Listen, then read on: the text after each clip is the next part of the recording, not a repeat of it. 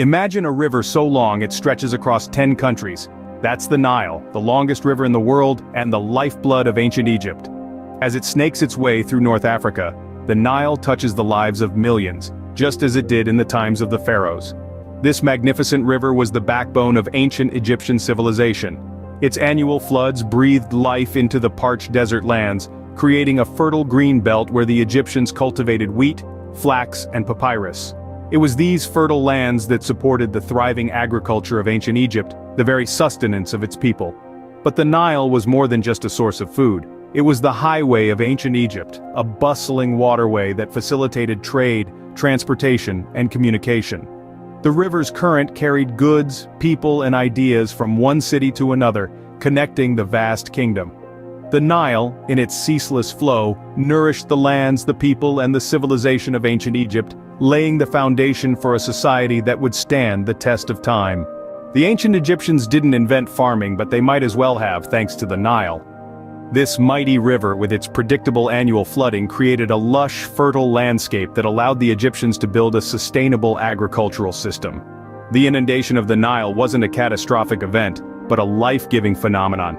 It left behind a rich layer of silt, turning desert into fertile land, perfect for growing crops. The Egyptians were adept farmers, cultivating a variety of crops, including wheat, barley, and flax. They even grew papyrus, used in everything from paper to boats. But it wasn't just about what the Nile gave directly. The Egyptians harnessed its power, developing sophisticated irrigation systems to control the water flow.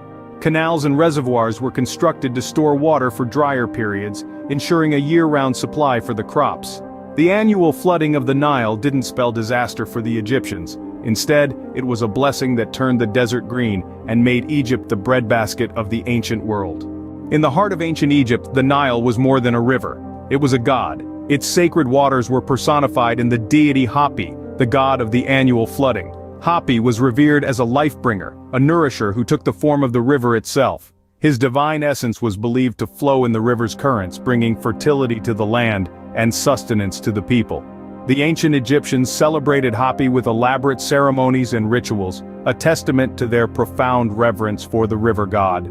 Temples were erected in his honor, and hymns were sung to appease him, for it was Hapi who decided the fortune of the harvests. Ritual offerings, from fruits to precious jewels, were cast into the river, gifts to the god who gave life to their civilization. The Nile, for the ancient Egyptians, was a divine entity that decided their fortune, and its reverence was deeply embedded in their religious practices. The grandeur of ancient Egypt's architecture is undeniably awe-inspiring, and it all started with the Nile. The river was a generous provider, offering resources that were fundamental to the construction of Egypt's architectural masterpieces. For example, the Nile gifted an abundance of mud, which was then shaped into sturdy bricks, the building blocks of the ancient civilization. But the Nile's contributions didn't stop at mud. It also revealed vast quarries of stones, the material of choice for the Egyptians' monumental structures. These stones were hauled onto boats and transported along the river, showing the Nile was not just a resource but a critical transportation route as well. And let's not forget the architectural marvels themselves, the majestic pyramids, the imposing temples, each a testament to the ingenuity of a civilization that thrived along the Nile.